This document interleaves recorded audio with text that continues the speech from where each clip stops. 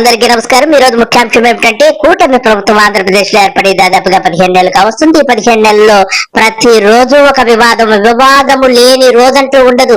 ఏదో ఒక వివాదము, భూ ఆక్రమణలు అయితేనేమి, ఇసుక దందా అయితేనేమి, లిక్కర్ మాఫియా అయితేనేమి, ఫేక్ లిక్కర్ మాఫియా అయితేనేమి, ఇంకా అనేక రకాలైనటువంటి మర్డర్లు అన్ని కూడా ఈ యొక్క ప్రభుత్వంలో ఉన్నట్టు ఎమ్మెల్యేల ప్రోత్సాహంతోనే జరుగుతుందని యావత్ రాష్ట్ర ప్రజలందరూ గమనిస్తున్నారు। ఇకపోతే పవన్ కళ్యాణ్ గారు వివాదాలకు ఆయన నిలయం అన్నమాట। ఆయన నోటి నుంచి ఏ మాట వచ్చినా కానీ వివాదమే। ఆయన ప్రారంభించినటువంటి మొదటి వివాదం ఏమిటంటే తిరుపతి లడ్డూలో కల్తీ జరిగిందని చెప్పి ఆయన పిచ్చి కుక్కల రెచ్చిపోయారు ఆ రోజుల్లో।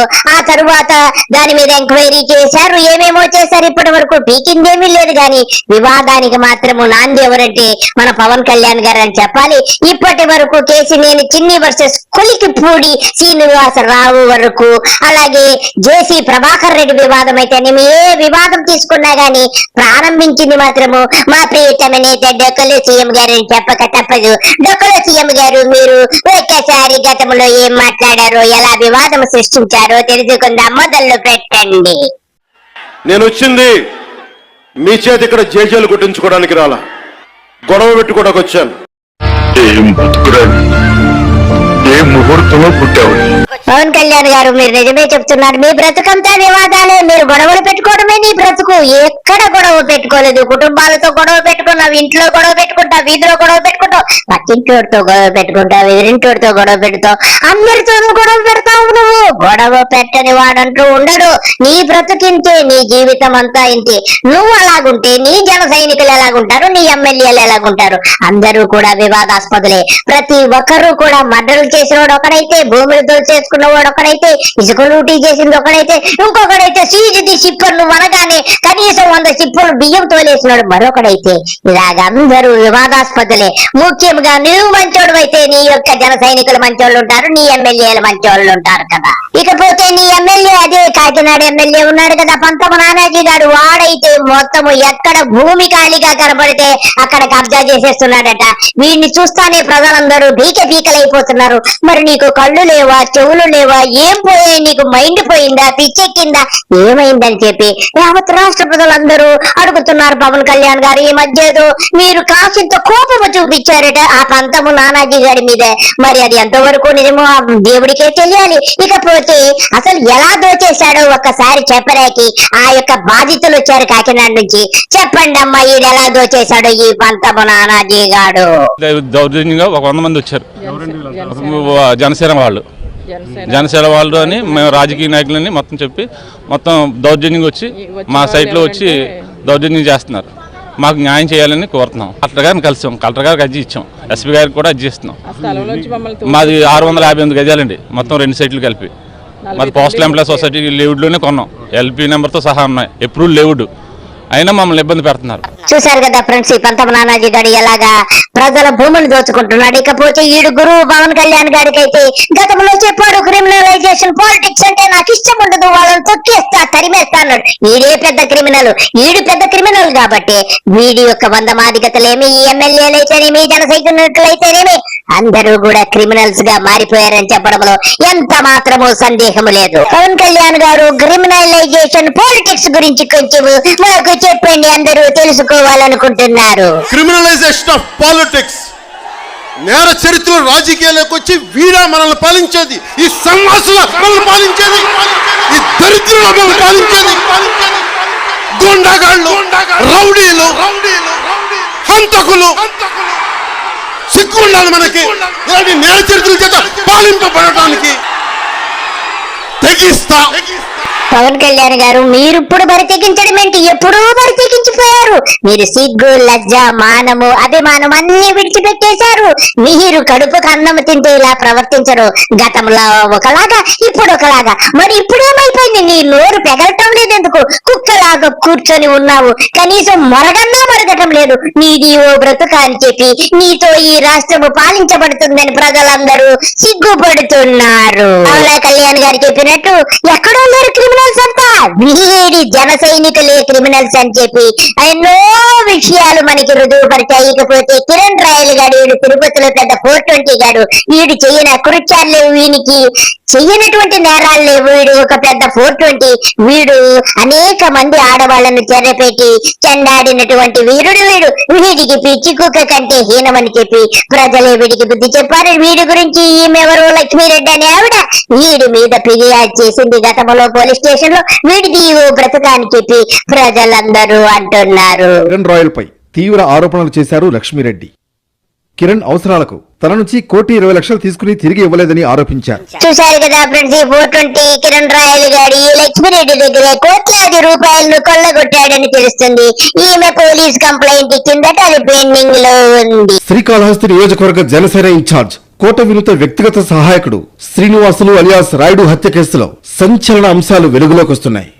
ఇకపోతే మన శ్రీకాళహస్తి జనసేన ఇన్ఛార్జ్ వీర మహిళ, మనకి తెలియని వారు ఉండరు. ఆవిడ గురించి ఎంత చెప్పుకున్నా తక్కువే. మేడం గారు ఎంతో గొప్ప వీర వనిత. ఆవిడ మర్డర్ చేయడంలో ఆరితేరిపోయారని అందరూ చెప్పుకుంటున్నారు. రీసెంట్ గా వారు డ్రైవర్ గారిని కడతీర్చి ఆ దేహాన్ని తీసుకువెళ్లి తమిళనాడులో చక్కగా ఒక నదిలో పడవేసినటువంటి వీర మహిళగా మనము చెప్పుకోవచ్చు. కానీ మా జన సైనికులందరూ కూడా ఇంతే అని చెప్పి అర్థమవుతుంది. కానీ మా యొక్క డొక్కలో సీఎం గారికి మాత్రము నోరు రాదు, ఒక్క మాట మాట్లాడు. వీడిది ఒక బ్రతుక అని చెప్పి యావత్ రాష్ట్ర ప్రజలందరూ కూడా అంటున్నారు. పవన్ కళ్యాణ్ తిరుపతి జిల్లా రేణిగుంట, శ్రీకాళహస్తి ప్రాంతాల్లో విచారణ చేయడంతో ఆశ్చర్యకరమైన అంశాలు వెలుగు చూశాయి.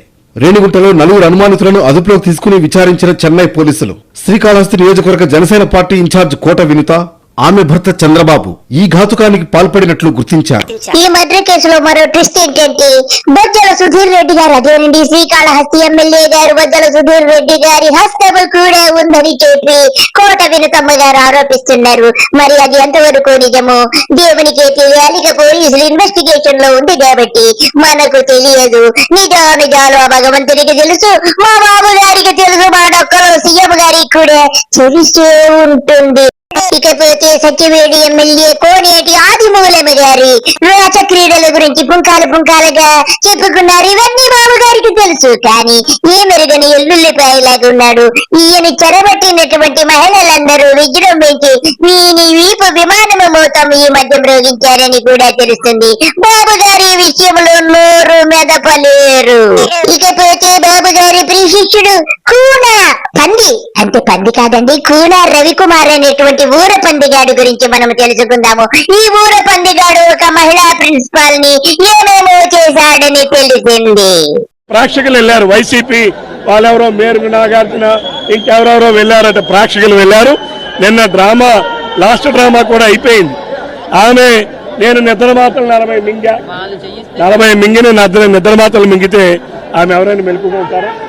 ఒరే ఊరపంది రవికుమార్, నోరుంది కదా అని కుక్కలాగా ఒకరా ఊరపంది. అన్నము తిన్నావా, శుద్ధం తిన్నావా, 40 నిద్ర మాత్రం ఆవిడ మింగిందంటే నువ్వేం చేసింటావురా లుచి అని చెప్పి యావత్ రాష్ట్ర ప్రజలందరూ అడుగుతున్నారు. ఊరపంది రవికుమార్ గారు, మీకు సిగ్గు లజ్జ మానము ఏమీ లేదు. నీ బాబుకి అంతకంటే లేదు. అదే నీ చంద్రబాబుకి సిగ్గుంటే మీకు సిగ్గు వచ్చేదని యావత్ రాష్ట్ర ప్రజలందరూ అంటున్నారు. రవికుమార్ గారు, ఇక మీరు మూసుకొని అన్ని వెళ్ళండి.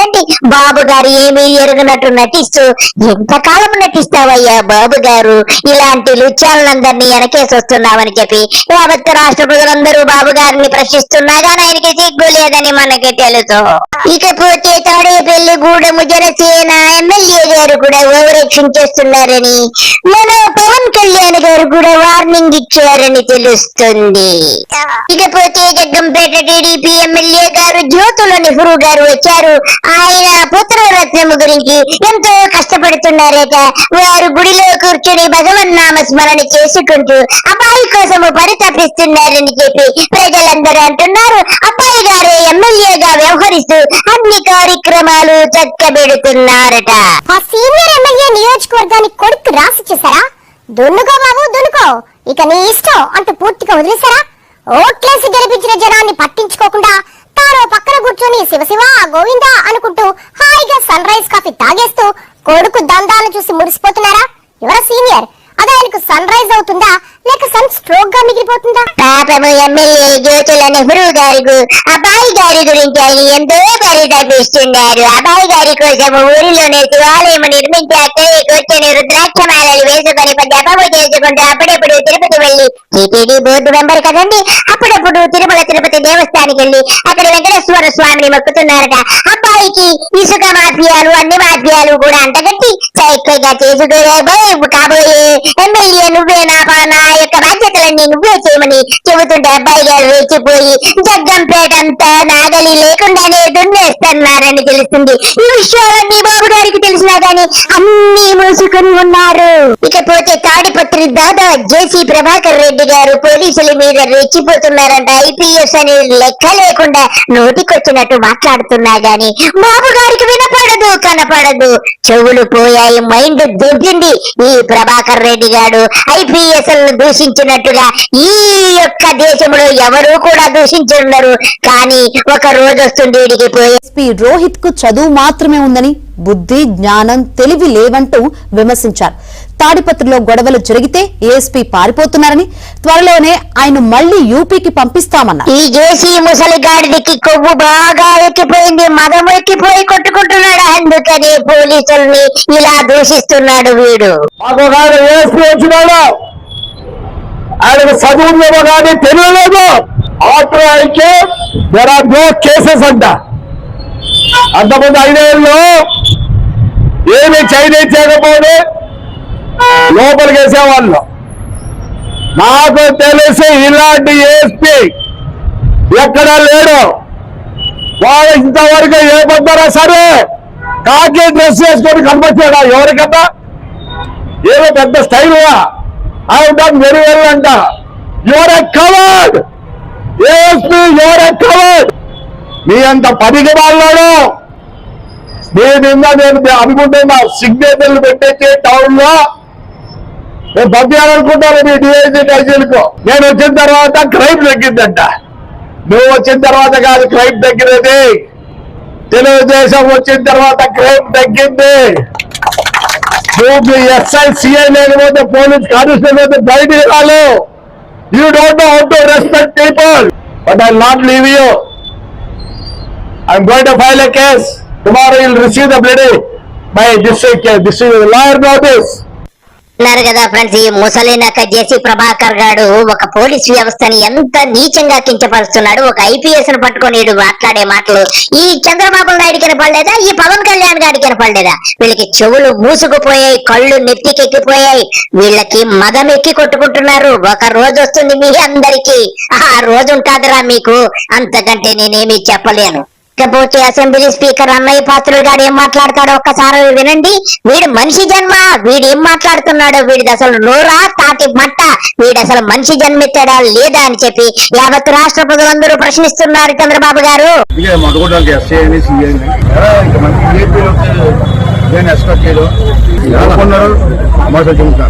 ఈ అయ్యన్న పాత్రుడు గారు నాకు తెలిసి అన్నం తినుండడు, వీడు ఏగినటువంటి అశుద్ధమే వీడు తింటాడు కాబట్టి ఇంత నీచంగా మాట్లాడుతున్నాడు. వీడిది మనిషి జన్మ కాదు, ఊర పంది కంటే అన్యాయం వీడి బతుకు చెడా. ఇకపోతే అమరావతిలో ఉన్నటువంటి చంద్రబాబు గారి ఇంటి పాలేరైనటువంటి కుటికపూడి శ్రీనివాస్ గారు వచ్చాడు. వీడిది మనిషి జన్మే కాదు, వీడి బ్రతుకంతా పాలేరుతనం చేసుకుంటా బతికాడు. ఇప్పుడేదో వాడికి వాటాల్లో తేడా వచ్చి ఇసుక మాఫియాలోనూ లిక్కర్ మాఫియాలోనూ ఎక్కడో తేడా వచ్చి ఆ కేసులోని చిన్ని గాడి ఎంపీ గారితో విభేదించి రోడ్డెక్కి ఈ వెంట్రుక కృష్ణ గాడితోటి డిబేట్ లో పాల్గొని ఏమేమో చెబుతున్నాడు. 5 కోట్లు ఇచ్చాను, 10 కోట్లు ఇచ్చాను అంటున్నాడు. మరి అన్ని కూడా బాబు గాడికి వినపడడం లేదో, మరి కనపడడం లేదో. వాడిది మనిషి జన్మ, వీడిది మనిషి జన్మ అని చెప్పి యావత్తు రాష్ట్ర ప్రజలందరూ అడుగుతున్నారు చంద్రబాబు గారు. కదా మీకు ప్రగతి నగర్ లో ప్రీ లాంచింగ్ పేరుతో దాదాపు 150 కోట్ల రూపాయలు వసూలు చేసి ఒక్క అపార్ట్మెంట్ అయినా కట్టాడా? కానీ ఇంత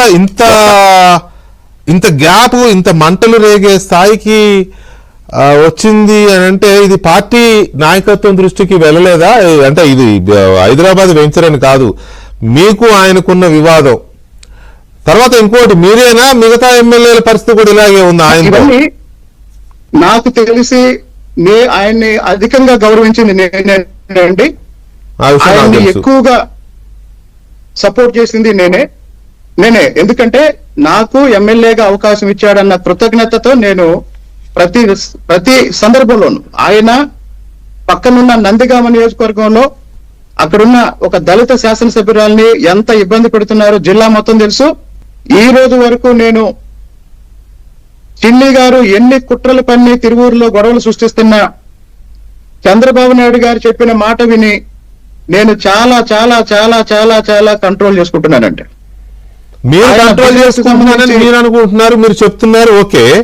కానీ మహిళల ఇష్యూస్ కూడా వచ్చినాయి కదా మీ మీద, కంప్లైంట్లు, పార్టీ ఆఫీసు పిలవడాలు, మిమ్మల్ని వివరణ అడగడాలు, మీ మీద ఎన్నో వివాదాలు వస్తున్నాయి కదండి. మీరు అనుకుంటున్నట్టు ఆయన 100 కోట్ల ఆస్తిపరుడు అయితే ఇప్పుడు నేను చెప్పాను కదా ఆయన వ్యాపారం ఏంటి, ఆయన ఆదాయం ఏంటి ఆయన చెప్పొచ్చు. రేపు ఈ డిబేట్ అయిపోయినాక ఆయన బయటకు వచ్చి చెప్పొచ్చు. ఓకే, అది మీరు ఇంకొక బ్లాస్టింగ్ ఇది వదిలేరు ఏంటంటే టికెట్ కోసం డబ్బులు అడిగారు, 5 కోట్లు ఇమ్మని అడిగారు, అందులో 50 లక్షలు, నన్ను 60 లక్షలు ఏదో క్లారిటీ లేకుండా ఒకటి 60 లక్షలు అన్నారు, మళ్ళీ 3.5 కోట్లని ట్రాన్సాక్షన్స్ డీటెయిల్స్ వదిలేరు, 50 లక్షలు వాళ్ళ పిఏ వచ్చి తీసుకెళ్లాడు అన్నారు. ఎందుకు అడిగాడు మిమ్మల్ని? మామూలుగా మీకే ఆయన డబ్బులు ఇచ్చారు, చాలా మంది మిగతా ఎమ్మెల్యేలకు కూడా ఆయనే నియోజకవర్గానికి ఇంత అని ఖర్చు పెట్టాడు అని అంటారు కదా పార్టీలో, మీరు డబ్బులు ఇవ్వడం ఏంటి? ఇప్పుడు ప్రతి ఎమ్మెల్యేకి ఎంపీ ఎన్నికలకు సంబంధించి ఆర్థిక సహాయం చేస్తాడండి.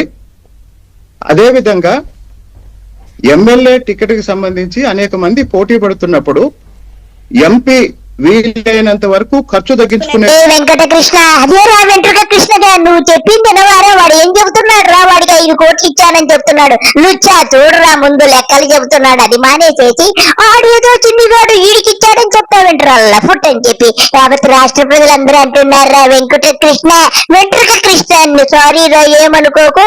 ఇకపోతే నీ బాబు గాడికైతే చెవులు కళ్ళు అన్ని పోయాయి కాబట్టి వాడికి ఏమీ వినపడవురా. కాబట్టి మీ అందరికీ ఒకసారి ఒక రోజు వస్తాదిరా, కట్టుకొని అందరూ గోదాట్లోకి వెళ్ళిపోవడము ఖాయముగా కనపడుతుంది. ఇలాగే డిబేట్లు పెట్టి డాష్ అంటా తిరగండి రా, డాష్ ఎదవల్లారా. అందరికీ నమస్కారము, బాయ్.